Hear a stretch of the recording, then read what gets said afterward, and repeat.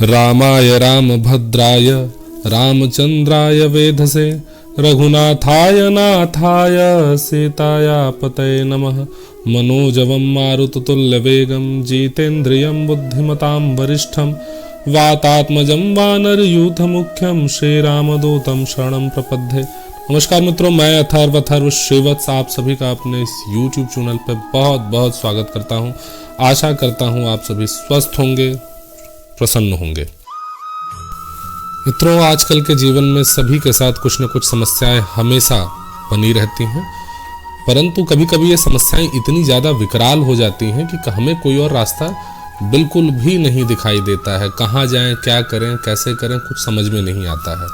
अपनी पहले की जो मेरी वीडियोज़ हैं मैंने उसमें कहा है कि कलयुग में एक ही सिद्ध देव हैं, वो हैं पवन पुत्र श्री हनुमान जी महाराज। और हनुमान जी महाराज को प्रसन्न करने का सबसे आसान रास्ता है श्री हनुमान चालीसा, जिसको लेके एक मेरी वीडियो आ चुकी है जिसमें मैंने बताया है कि हनुमान चालीसा का महत्व क्या है और इसका क्या क्या प्रभाव हो सकता है, किस प्रकार से पाठ किया जाए कि जिससे हनुमान चालीसा आपके लिए 100% फलदायी हो।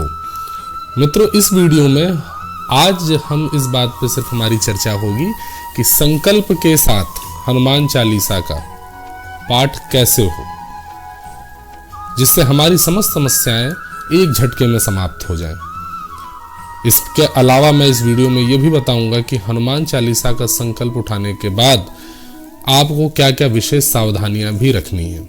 यकीन मानिए, संकल्प के साथ अगर आपने हनुमान चालीसा का पाठ किया तो आपकी बड़ी से बड़ी समस्या हो एक क्षण नहीं रुकेगी, और ये मैं व्यक्तिगत अनुभव से आपको बता रहा हूँ। तो वीडियो के अंत तक साथ में बने रहिएगा। कंटेंट अगर जरा सा भी कुछ यूजफुल आपको अगर प्रतीत हो तो वीडियो को लाइक जरूर कीजिएगा। अब अधिक से अधिक अपने मित्रों के साथ शेयर कीजिएगा। पहली बार चैनल पे आए हैं तो चैनल को सब्सक्राइब करना बिल्कुल भी मत भूलिएगा। तो चलिए आरंभ करते हैं आज का वीडियो। तो मित्रों, सबसे पहली चीज़ तो ये है कि जिस काम का भी आप संकल्प लेना है, जिस काम के लिए भी आपको कहना है, वो काम जो है पवित्र होना चाहिए। ऐसा नहीं है कि वो उजड़ जाए, वो बस जाए और ऐसा हो जाए, वो हो जाए, किसी दूसरे का नुकसान हो जाए। इस प्रकार के किसी भी कार्य के लिए संकल्प बिल्कुल भी मत उठाइएगा। हाँ, आप अपनी ओर से आपका पूरा 100% एफर्ट हो चुका है, फिर भी काम नहीं बन रहा है, आप बार बार एग्ज़ाम में जा रहे हैं, 2-4 नंबरों से छूट जा रहा है, आपकी जॉब नहीं लग रही है और मरने मारने का अब आ चुका है प्रश्न कि अब इसके अलावा कोई और जीवन में रास्ता शेष नहीं है। इस कंडीशन में आखिरी उपाय मान के ये जो प्रयोग है इसको आप आजमाइएगा। सबसे पहले क्या होता है, अब जनरली मैं अपनी बात बताऊं तो मैं जब भी हनुमान जी की आराधना करता हूं तो मैं सायंकाल में करता हूं। सायंकाल में करता हूं, आप अपनी स्वेच्छानुसार प्रातःकाल भी बिल्कुल आराम से कर सकते हैं, कोई समस्या नहीं है। सायंकाल में, प्रदोष काल में भी इसका आरंभ किया जा सकता है। इसमें एक दो चीज़ें मैं आपको बता रहा हूँ, ध्यान से सुनिएगा। सबसे पहली चीज़ तो यह है कि स्वच्छ होके स्नान इत्यादि से निवृत्त होने के बाद सायंकाल में भी अगर आप उठा रहे हैं, सायंकाल में ये पूजा अगर आप जा रहे हैं करने के लिए, तो आपको स्नान करना नितांत आवश्यक है। अगर स्नान करने में सक्षम नहीं है, रोगी हैं आपको किसी प्रकार की कोई ज्वर है या जैसा भी है और स्नान करने में आप सक्षम नहीं हैं, तो गीता प्रेस गोरखपुर की एक पुस्तक आती है, नित्य कर्म पूजा प्रकाश, उसको आप लीजिए। मैं बार बार कहता हूँ कि गीता प्रेस की उस पुस्तक को अपने घर में रखिए। वो हर सनातनी हिंदू के घर में वो पुस्तक होनी चाहिए जिसमें पूजा पाठ का समस्त विधान दिया हुआ है। उसको खरीदिए, उसमें लिखा है, उसमें एक मंत्र है, ओम पवित्रो वा अपवित्रो वा, उससे भी आप शुद्ध हो सकते हैं। गंगे बाएं हाथ में अक्षत लेंगे, लोटे में जल को भर के उसमें हाथ रख के गंगे च यमुना च गोदावरी, ये मंत्र है। इससे उसमें समस्त जो तीर्थ हैं उनकी नदियों का स्मरण किया जाता है, आवाहन किया जाता है। उसके बाद उस जल को अपने ऊपर छिड़क लेते हैं, जिससे ये होता है कि हमने मंत्र स्नान कर लिया, अब हम शुद्ध हैं। लेकिन अगर आप स्वस्थ हैं, सक्षम हैं, तो बिल्कुल आप स्नान कीजिए। स्नान करने के उपरांत रेड कलर के जो वस्त्र हैं उनको पहनिए। पहनने के बाद पूजा की जगह पर बैठिए। पूजा की जगह पर बैठने के बाद एक एक हनुमान जी की प्रतिमा हो, छोटी प्रतिमा हो, वो अगर नहीं है तो उनका एक फोटो रखिए।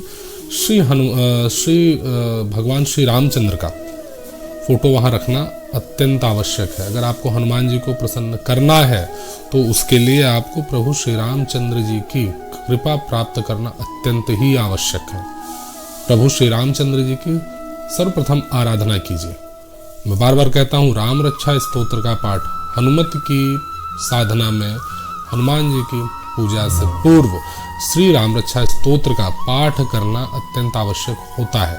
अगर राम रक्षा स्तोत्र संस्कृत में है, आपको बोलने में सुविधा हो रही, उच्चारण शुद्ध नहीं हो रहा है, तो राम राम जय राजा राम, राम धुन, जय श्री राम, राम राम राम, हरे राम, राम राम हरे हरे, इसका भी आप उच्चारण कर सकते हैं। और इससे अपने आप को इसके साथ जैसे जैसे राम धुन का उच्चारण होता जाएगा आप शुद्ध होते जाएंगे।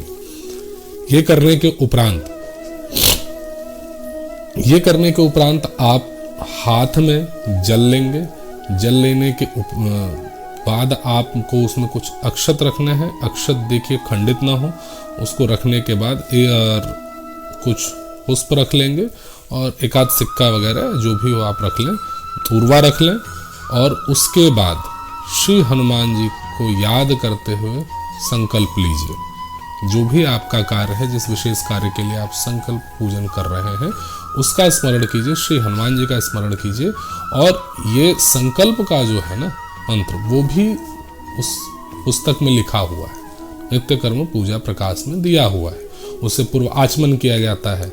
आचमन करें, संकल्प लें, ओम विष्णु विष्णु विष्णु, ऐसा करके है वो मंत्र। वो अगर आपसे संस्कृत बोलने में सुविधा है, वैसे प्रयास कीजिए कि हो जाए, लेकिन अगर असुविधा हो रही है तो मानसिक रूप से ही संकल्प लीजिए कि हे प्रभु, मेरा नाम ये है, आमुक नाम है, आमुक गोत्र है, ठीक है, ये मेरा काम है और इसको पूर्ण आप कराइए। इसके लिए मैं आपका हनुमान चालीसा का 3 दिन, 7 दिन, 11 दिन, 21 दिन, जैसी आपकी क्षमता हो, जैसी आपकी श्रद्धा हो, उसका संकल्प उठा रहा हूँ। और ये मेरा काम हे प्रभु अब आपसे ही सिद्ध होगा, अन्यथा कोई और सिद्ध करने वाला नहीं है। और इसके बाद मैं जो भी है गरीबों में, असहायों में दान करूँगा। हनुमान जी का जो मंदिर होगा वहाँ पे हनुमान चालीसा या सुंदरकांड का वितरण करूँगा। ये करने के उपरांत संकल्प आपका हो गया। गौरी और गणेश, कोई भी पूजा आरंभ करने से पूर्व श्री गौरी जी और गणेश जी का स्थापना की जाती है। अब ये कार्य इतना बड़ा नहीं है कि आप विधिवत पंडित जी को लेके आए, स्वयं से करने का प्रयास कीजिए। कोई भी पूजा पाठ, किसी भी चीज के लिए सबसे सर्वप्रथम गणेश जी की आराधना की जाती है कि हमारा जो कार्य है निर्विघ्न रूप से पूर्ण हो सके। गणेश गौरी की स्थापना कीजिए। इसके बाद एक दीपक जलाइए, घी का दीपक जलाइए। घी का दीपक क्यों जलाते हैं? वो आपके कर्म का साक्षी है। वो साक्षी है कि आपने हनुमान जी के सम्मुख इस चीज का संकल्प लिया है। वो हनुमान जी को भी याद दिलाएगा कि इस बंदे ने आपके लिए, इस कार्य के लिए संकल्प लिया है। हे प्रभु, आप उसका कार्य सिद्ध कीजिए। दीपक जलाइए और प्रयास कीजिए जब तक आपकी पूजा चलती रहे दीपक बुझना नहीं चाहिए। बात समझ में आ गई आपको? अब गणपति की आराधना कीजिए। वो भी गणपति की आराधना कैसे होगी, गणपति की स्थापना कैसे होगी, ये भी नित्य कर्म पूजा प्रकाश में दिया हुआ है।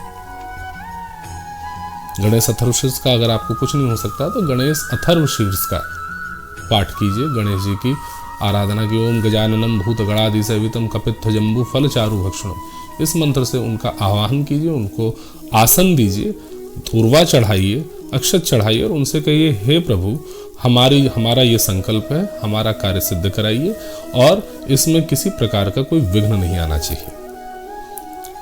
ये करने के बाद एक लोटे में या किसी पात्र में एक जल रखिए। वैसे तो आपको आपका जो भी पूजा का स्थान है वहाँ पे किसी कलश में जल हमेशा ही रखना चाहिए। जब भी आप पूजा पाठ करें वहाँ जल अवश्य रखना चाहिए। और ये जो अगर आप संकल्प लेके पूजन करने जा रहे हैं तो कलश में जल रखिए, ठीक है। और आपकी जैसे जैसे साधना होगी वो जो जल है वो अभिमंत्रित हो जाएगा। तो वो रखिए, धूप बत्ती दिखाइए, दीपक आपने जला लिया है, सारी साधना आरंभ हो चुकी है। उसके बाद आप हनुमान जी का, कहीं कहीं लोग कहते हैं कि सिर्फ 21 बार आपको करना है, तो उसको 3 दिन में डिवाइड कर लीजिए। आज 3 दिन, अगले दिन 7 बार और आखिरी दिन 11 बार। लेकिन जहाँ तक मेरा अनुभव है कि आप ये मान के चलिए कि हे प्रभु, हम इतने दिन में इतना पाठ कंप्लीट करेंगे। अगर मान लीजिए आपने ये कहा कि हम 108 बार हनुमान जी का, जो 3 दिन के अंदर 108 बार हनुमान चालीसा का हमको पाठ करना है, तो आप अपने हिसाब से उसको डिवाइड कर लीजिए। सिर्फ ध्यान रखिएगा समय का, कि अगर आप सायंकाल 7 बजे बैठ रहे हैं या 6 बजे बैठ रहे हैं, तो अगले दिन भी उसी समय बैठिए। और आप अपना हनुमान चालीसा का जप आरंभ कीजिए, हनुमान चालीसा पढ़िए। साथ में ही आप पंसारी की दुकान पे जाएं, वहां से ले आएं भोजपत्र। भोजपत्र लेने के बाद उसको जहाँ पे हनुमान जी का विग्रह है, हनुमान जी की फोटो है, उस भोजपत्र को वहां रख दें। और रेड कलर के सिंदूर को गंगा जल में घोलकर उसका थोड़ा सा ऐसा बना लिए, और उससे आप जैसे भोजपत्र के ऊपर आपको अपनी समस्या लिखनी है, जिस कार्य के लिए आपने ये जप आरंभ किया है उसको उस पर लिखना है और हनुमान जी के चरणों में रख दीजिए। और उसके उपरांत आप अपने हनुमान चालीसा का पाठ आरंभ कीजिए। पहले दिन की क्रिया हो गई। दूसरे दिन आप बैठेंगे, दोबारा संकल्प इत्यादि कुछ भी नहीं करना है। दीपक जलाइए, राम रक्षा स्तोत्र का पाठ कीजिए, गणेश जी की आराधना कीजिए, उनका आह्वान कीजिए, और उसके बाद पुनः आप हनुमान चालीसा का आरंभ कीजिए। जैसे ये मान लीजिए कि मैंने कहा कि मुझे 21 बार करना है, 3 दिन के अंदर 21 बार करना है, तो पहले दिन जो वही है 3 बार कर लें, अगले दिन 7 बार कर लें, आखिरी दिन 11 बार कर लें। इस प्रकार से ये आपकी साधना हो जाएगी। ये करने के उपरांत श्री हनुमान जी की सर्वप्रथम श्री रामचंद्र जी की आरती, उसके बाद श्री हनुमान जी की आरती, उसके बाद क्षमा प्रार्थना। क्षमा प्रार्थना अवश्य ही करें। जो भी पूजा पाठ में भूल चूक होती है उसके लिए क्षमा प्रार्थना की जाती है। क्षमा प्रार्थना करने के उपरांत हनुमान जी को प्रणाम करें और उठ जाएं वहाँ से। जितने दिन की भी साधना रखेंगे आप, सावधानी उसमें यही है कि ब्रह्मचर्य का पालन जरूर कीजिएगा। संभव हो सके आसपास कोई श्री हनुमान जी का मंदिर होगा, वहाँ जाइए, उनको चमेली का तेल और सिंदूर का चोला चढ़ाइए, प्रसाद चढ़ाइए। घर में भी उनको भोग लगाइए और उनके लिए धुनी लगाइए। गाय के उपले ले लीजिए, गाय के गोबर के उपले ले लीजिए, उसमें गूगल इत्यादि डालने के बाद घी डालिए और उसके बाद धुनी लगाइए। इससे भी घर जो है आपका शुद्ध होगा, पवित्र होगा। आप ये उपाय ये संकल्प के साथ कीजिए, करके देखिए। यकीन मानिए आपकी जितनी भी बड़ी से बड़ी समस्या होगी वो एक झटके में समाप्त हो जाएगी। श्री हनुमान जी महाराज स्वयं आके उस समस्या को दूर करेंगे। मान लीजिए आपकी 3 दिन की साधना है, 3 दिन पूर्ण हो गया, चौथे दिन प्रातःकाल स्नान करिए, उठिए, जो अभिमंत्रित जल है उसको स्वयं सेवन कीजिए। हाँ, एक चीज मैं यहाँ पे आपको बता दूं, वो जल रोज नहीं बदलना है। पूजा के स्थान पर ढक के रखिए, 3 दिन 7 दिन जो भी होगा उस जल को रखे रहना है। और जब भी आप हो उसके बाद हल्का सा उसमें फूकते रहेंगे, वो अभिमंत्रित हो जाएगा। जैसे आपने कहा ना, 3 बार हनुमान चालीसा आपने पढ़ा, 1 बार समाप्त हुआ फूक दिया, 2 बार हुआ फूक दिया, तीसरी बार हुआ फूक दिया। इस तरह से वो जल अभिमंत्रित हो जाएगा। और आपकी साधना जब पूर्ण हो रही है उसके अगले दिन आप प्रातःकाल में स्नान इत्यादि से निवृत्त होने के बाद पुनः पूजा पाठ करने बैठेंगे, और वो वहाँ से जब उठेंगे तो उस जल का सेवन स्वयं कीजिए। अगर आपने अपने लिए किया है तो स्वयं सेवन कीजिए। मान लीजिए घर में कोई बीमार है जिसके नाम पे आप ये करने जा रहे हैं, तो ये जो जल है आप इसका सेवन उनको कराइए। घर में छिड़क सकते हैं, घर में कोई किसी प्रकार की ऊपरी बाधा है, समस्या आ रही है, तो घर में छिड़क दीजिए। और कुछ भी नहीं कर सकते हैं तो घर में जो प्लांट्स वगैरह लगे होंगे उसमें आप इसको प्रवाहित कर दीजिए। बस ध्यान रखिएगा, चरणों में किसी के भी नहीं लगना चाहिए, कहीं बाहर व्यर्थ ना जाए, अशुद्ध ना हो, उसका अपमान ना हो, इस चीज का ध्यान रखेंगे। इतना करने के बाद जो आपने भोज पत्र पे लिख के रखा है उसको उठाइए, श्री हनुमान जी के मंदिर में जाइए, उनकी जो प्रतिमा है, विग्रह है, उनके चरणों पे उसको रख दीजिए। मैं फिर से सारी चीजों को समराइज कर दूं कि आप सर्वप्रथम रोज का क्या है कि आपको सर्वप्रथम स्नान इत्यादि से निवृत्त होकर बैठना है, दीपक जलाना है। दीपक जलाने के उपरांत पहले दिन आपको श्री गणपति की आराधना करनी है, उसके बाद उनको प्रतिष्ठित करना है, उसके बाद संकल्प लेना है। संकल्प लेने के उपरांत राम रक्षा स्तोत्र का पाठ करना है। जितनी बार भी आपने हनुमान चालीसा का संकल्प किया है उसको अपने हिसाब से संख्या में खुद से डिवाइड कर लीजिए। हनुमान चालीसा का पाठ कीजिए। हनुमान चालीसा के उपरांत हनुमान अष्टक का पाठ कीजिए। बजरंग बाण कुछ लोग कहते हैं, लेकिन मैं बजरंग बाण को आखिरी ब्रह्मास्त्र मानता हूँ, क्योंकि बजरंग बाण में श्री हनुमान जी को श्री रामचंद्र जी की शपथ दी जाती है। सत्य हो शपथ देना, हनुमान जी को प्रभु श्री रामचंद्र जी की शपथ देना अपने आप में बहुत ही बड़ी बात है। काम तो होता है लेकिन हनुमान जी थोड़े रुष्ट होते हैं। जब तक जान पे ना बनाए तब तक बजरंग बाण का पाठ किसी विशेष इच्छा के लिए नहीं करना चाहिए। इसके बाद श्री रामचंद्र जी की आरती, उसके पश्चात श्री हनुमान जी की आरती। ये इसका सीरीज है, क्रम इसका यही है। अगले दिन पुनः आप बैठेंगे, खुद को शुद्ध कीजिए। शुद्ध करने के उपरांत श्री राम रक्षा स्तोत्र, हनुमान चालीसा, हनुमान अष्टक, प्रभु श्री रामचंद्र जी की आरती, उसके बाद श्री हनुमान जी की आरती। इतना कार्य करने के उपरांत 7 दिन का है तो 7 दिन यही क्रम चलेगा। 8वें दिन आप क्या उठेंगे, उसको जल को स्वयं ग्रहण कीजिए और उसके बाद घर में छिड़किए और जो आपकी इच्छा है भोजपत्र पे लिखी हुई उसको हनुमान जी के मंदिर में समर्पित कर देंगे और कह देंगे प्रभु अब आपके हवाले है, आप करो। करके देखिए, निश्चित रूप से फायदा होगा, हर हाल में फायदा होगा और आपका कार्य ईश्वर चाहेगा, हरी इच्छा होगी तो 101% पूर्ण होगा। बस याद रखिएगा, सावधानियों का ध्यान रखिएगा, ब्रह्मचर्य का पूर्ण रूपेण पालन कीजिएगा, सात्विक रहिएगा, जो भी अभक्ष पदार्थ है उनका सेवन बिल्कुल भी आपको नहीं करना है।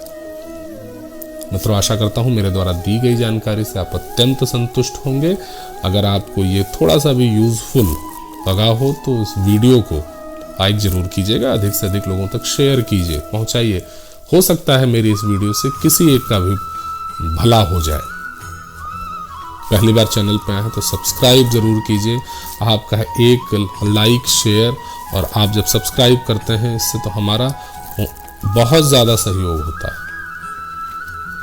इसी प्रकार के अन्य रोचक जानकारी के साथ अगले वीडियो में पुनः आपसे भेंट होगी। तब तक स्वस्थ रहें, प्रसन्न रहें।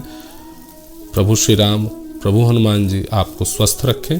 आपने अपना बहुमूल्य समय दिया, इसके लिए आपका बहुत बहुत धन्यवाद।